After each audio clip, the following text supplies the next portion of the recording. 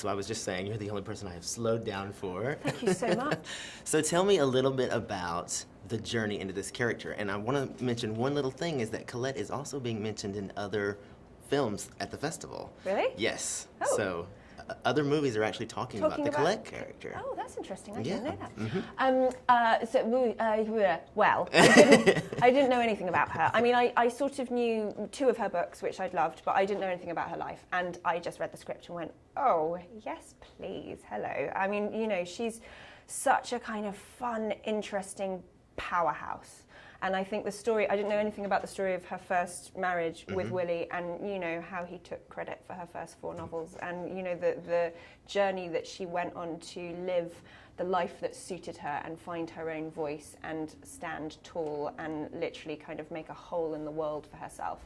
I was just like, oh, I'm finding this very inspiring. And so I read that this movie had been tried to get made for a while. Wash was trying to make it for 15 years. And it took until now for it to well, happen? I mean, it was meant to happen before it did. It was meant to happen 2 years ago, and then I had a baby.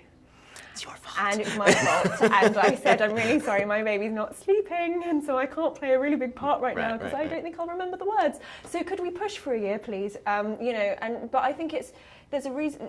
10 years ago, nobody was allowed to talk about feminism. Exactly. You know, so we're relatively into really early stages of this wave, this new wave of the women's movement. This is the perfect movie to ride that wave. Well, I mean, I hope so. You know, but I think things collide like that. You know, we're suddenly ready to be talking about gender politics, to be talking about feminism, to be talking about sexual politics again in a way that we hadn't been for ages.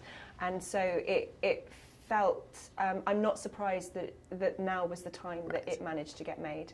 But I think it's a really exciting part of that story. And, you know, I think so often women don't know who their heroes are. You know, we know so many male heroes throughout time, and Colette was an extraordinary creature that I think girls should be being taught about in schools.